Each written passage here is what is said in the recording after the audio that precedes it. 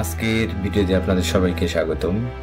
আমরা এখন যাচ্ছি ময়মনসিংহের রাজবাড়ি মহারাজ শশীকান্ত আচার্যের বাড়ি, যেটি শশী লজ নামে পরিচিত।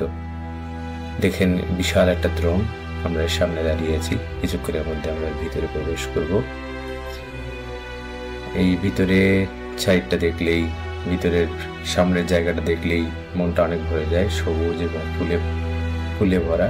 এবং এখানে অনেক পুরাতন গাছ আছে যেগুলো অনেক বহু বছর আগের।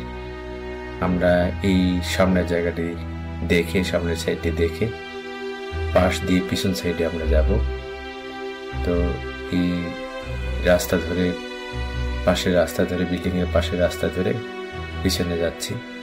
আসলে এই ভবনটি 1952 সাল থেকে বহুদিন মহিলা শিক্ষক প্রশিক্ষণ কেন্দ্র হিসাবে ব্যবহৃত হয়েছে।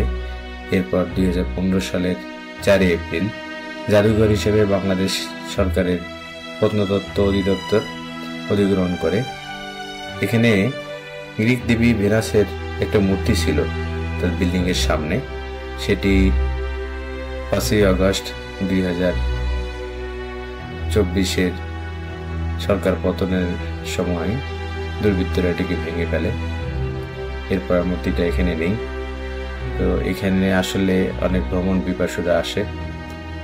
জায়গাটা অনেক ঐতিহ্য ধারক এবং বাহক, তাই সবাই দেখতে আসে।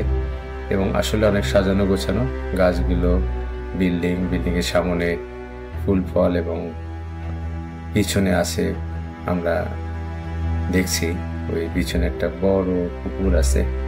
এবং পুকুরের পাশে গাছপালাগুলো থাকার কারণে মানুষ এখানে বসে সময় কাটায়। এবং পুরো বাড়িটা, এই যে পুরো আমরা বাড়িটা দেখছি, এটা একটা 9 একর জমির উপর প্রতিষ্ঠিত। এটির মূল ফটকে রয়েছে 16টি গম্বুজ।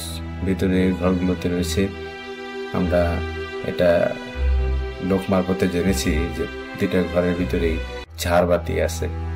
হ্যাঁ, আর এখানে একটা জাদুঘরও আছে যেখানে অনেক পুরাতন জিনিসপত্রের সমাহার ডিসপ্লে করা হয়েছে।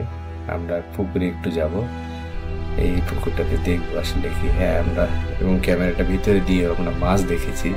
পুকুরে অনেক মাছ আছে, তবে এগুলো দেশীয় মাছ।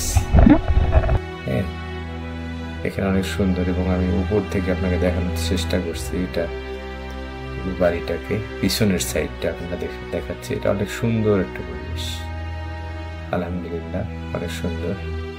আগের রাজাদের রুচি ছিল। তো ভিডিওটি ভালো লাগলে সবাই